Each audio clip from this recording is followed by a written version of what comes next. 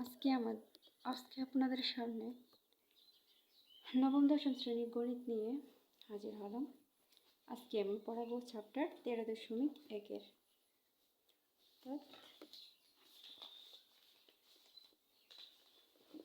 সমান ধারা পড়াবো আজকে। তাহলে এখানে একটা ডাক আমি তুলে নিলাম যে 1 + 2 + 3 +... হচ্ছে 100। ধারাটির সমষ্টি কত? তাহলে এরকম অঙ্কর যদি সমষ্টি বার করতে হয় তাহলে আমাদের এখানে কি করতে হবে? সরাসরি সমষ্টি হচ্ছে কি সামেশন s দ্বারা প্রকাশ করা হয়।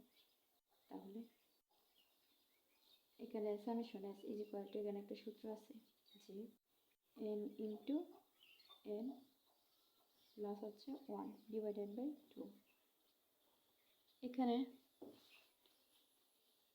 n হচ্ছে শেষ পদ। শেষ পদ কত? শেষ পদ হচ্ছে কি 100। বাকিগুলো শুধু মানটা বসাই দিলে হয়ে যেতেছে। তাহলে 100 যদি আমি লিখি ইন্টু 100 যোগ 1 2 আছে।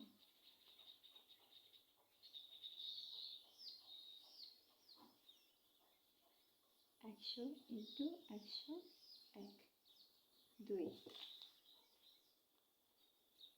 এখন যদি আমরা কি করি 2 দ্বারা 100 ভাগ করি তাহলে কত হয়? 50। এখন 101 গুণ হচ্ছে 50, গুণ করে দেখা যাক কত হয়।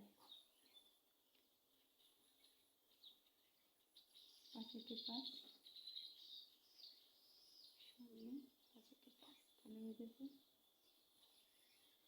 অর্থাৎ উত্তর হইতেছে 5050।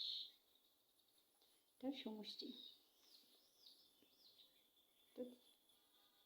ধারাটির সমষ্টি হচ্ছে কত? s = 5050। এখন আমরা এরকম যদি আরেকটা অঙ্ক দেই যে এখানে কয়টা ধারা আছে, তাহলে এরকম অঙ্কের ক্ষেত্রে কি বুঝবো? যেমন এখানে দেওয়া আছে যে 1 +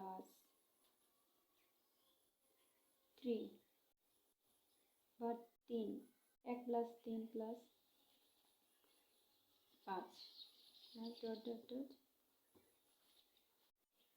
যদি 99 পর্যন্ত এখানে দেওয়া থাকে তাহলে এখন বলছে যে এখানে কততম পদ, মানে এখানে পদ সংখ্যা কত?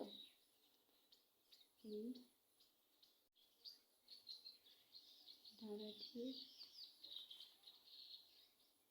কয়টি পদ আছে? তাহলে এখন আমরা কিভাবে পদ বার করব? এই ক্ষেত্রের মধ্যে সূত্র লিখতে হবে এরকম যে nতম পদ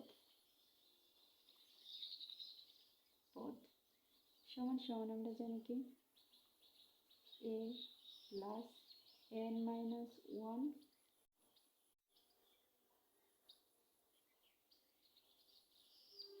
a + n - 1 ইন্টু d। তাহলে এটা হচ্ছে কি এখানে লিখে দিই যে d মানে হচ্ছে সাধারণ অন্তর। অন্তর এখানে কত আছে দেখেন, 3 থেকে যদি এক জায়গায় তাহলে কত 2, আর nতম আমরা বার করবো nতম পদ। আর হচ্ছে কি a মানে কি প্রথম পদ। প্রথম পদ কত আছে? প্রথম পদ হচ্ছে 1। এখন শুধু আমরা মান বসাই দিই তাহলে 1 যোগ এখানে n ধরে নিই, n এর মান এখন বার করবো nতম পদ।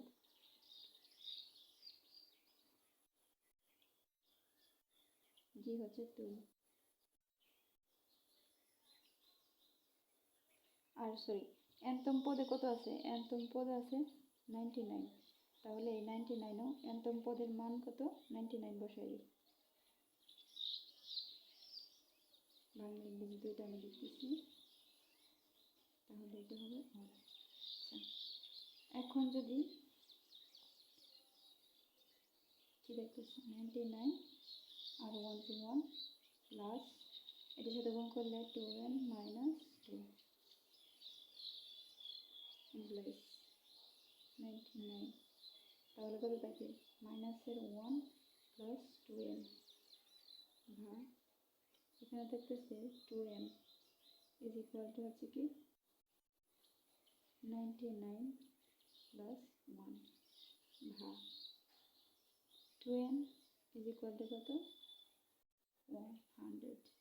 সুতরাং n ইজ ইকুয়াল টু কত 100/2 সমান 100 যদি 2 দ্বারা ভাগ করে কত হয় 50। তাহলে এখানে কততম পদ, অর্থাৎ কয়টি পদ আছে 50টি। সুতরাং